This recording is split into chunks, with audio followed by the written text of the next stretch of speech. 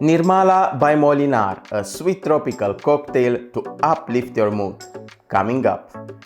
Hello YouTube, hello dear Fragmatics, welcome to another video. Today we take a look at Nirmala by Molinard, an amber floral fragrance for women originally launched in 1955 and relaunched in 2017 in a new designed bottle. A timeless and carnal fragrance that will uplift your senses and embark you on a romantic journey. Before I start to present you the bottle, I need to show you something else. I got my fragrance inside a box containing 3 fragrances. This is the front and this is the back of the box. So in this box you get Bel Air Eau de Toilette, Nirmala Eau de Parfum and Nirmala Le Rêve Eau de Toilette. To get to the fragrance, you just slide this sleeve and you get to this simple black box having only the logo of the house. It has a magnetic cap and the inside looks like this. This is the bottle. It has a moderate elegant looking, in my opinion. On the bottom you have the batch number if you are into that kind of thing. This is the 1 ounce or 30 milliliter bottle, but you can find this in a 75 milliliter presentation. The cap is cheap and plastic, and it has this annoying bow around the atomizer, which personally I take out because the bottle keeps looking moderate elegant without the bow. This is the atomizer. Let me show you how it sprays. It sprays far away, a fine mist and a good load. I think it's a very good atomizer. Nirmala by Molinard, it's a fruity, almost gourmand and floral fragrance. Between the old formulation and the new one, there are some differences. In the old one, mango was a top note, while in the new one, mango is the heart of the fragrance and everything evolves around it. Also, we lost the pomelo from the top. In the middle, we have hibiscus instead of a generic exotic floral note, and on the base, we lost the musk. So, overall, Nirmala Le Molinard, the new formulation, is less floral and more fruity.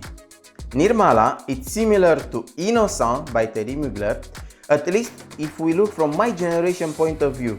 But if we go back, way back, we will find out that Thierry Mugler got his inspiration for the Angel line in the original Nirmala launch in 1955. Over the years, Molinard and Thierry Mugler played very close on the same path, so some fragrances, they will make you think they use the same ideas for inspiration. And now let's analyze the evolution of the scent profile. Nirmala by Molinard opens synthetic and astringent. Has the taste of those cheap tropical juices from the 90s. If you remember, we used to buy those powdery juice to dissolve in water. This will pop and spark in your nose like those juices. Also has an old sweet fragrance vibe, a sweet pungent fragrance vibe to it. Some compare it to cat pee. I personally don't have a cat, so I cannot confirm that. Switches quickly into a strong deodorant smell for a few seconds, and after 5 minutes all the sharp edges and the synthetic overall feel fades away and switches again into a passion fruit and mango combo while becoming quite sweet, fruity and juicy. The mandarin orange makes her appearance with a slight touch from the grapefruit and opens up the thick and fruity sweetness from the passion fruit and mango combo. Adds a tart, sour feeling much needed to cut all the sticky tropical cocktail. 10 minutes into the opening, all the harsh chemicals are gone and you start to enjoy a tropical smell. Uplifting and delicious, refreshing and less synthetic. The opening feels playful and not to be taken serious. It's like a young lady putting up too much makeup to impress all the boys. Once you get to the middle of the fragrance, the scent profile is well balanced and smooth. Ladies, personally, I think once you get to the heart of the fragrance, it becomes sexy and irresistible, and you will attract men. It's romantic, feminine and welcoming. beautiful and gentle. The mango takes the rip and the passion fruit takes a step back, leaving the well-ripped mango to shine with a round and balanced smell. The passion fruit is still there and sometimes strikes to the mango, but is not as pronounced as it was in the opening. You start to detect some of the floral notes appearing and adding a powdery touch to the fruitiness, giving it body. I can get that clean and inviting hibiscus with a rounded powdery touch from the jasmine as support. In the opening, the fragrance feels more juvenile from all the tropical notes, but as soon as all the florals kick in, the fragrance feels more serious and mature. To give you an idea, when the fragrance opens, it's like a lady in her early 20s, and by the time you get to the heart of the fragrance, it's like a lady in her 30s. Later, in the heart of the fragrance, you lose the passion fruit and all the citruses, and the mango kind of evens out with all the florals. The vanilla note is starting to be more noticeable with the tonka bean right after it. Once you get to the dry down, the fruity tropical cocktail gets more vanilla and less florals. The tonka bean is more visible and adds power to the vanilla. You get a woody vanilla with different reflections every time you smell it. Sometimes it feels woody, sometimes almondy, and with rare occasions it feels almost like a tobacco vanilla smell. In the back, the sandalwood gets a role in the development and adds a slight creamy and spicy wood background to the vanilla and tonka bean mix. Sometimes, and not too often, you get hints of the cedar trying to get to the surface, but it's too weak to be something important. Now, out of my skin, the mix between the tonka bean and the cedar creates a slight and fine smoky accord. Feels like a fine tobacco smoke or cedar scented aromatherapy sticks. Also, in the same time, the fragrance becomes a little bit soapy and clean. Far in the dry down, on the front you will be left with the mango and hibiscus, complemented by the vanilla. You will get some power and depth from the tonka and the sandalwood, and towards the end, the soapy and clean smell will accentuate, but without being too strong. Overall, the dry down feels more like a mature, well-dressed woman with a mysterious air. And now, to resume all the things I just said, Nirmala by Molinard has a harsh opening, but it comes down quickly.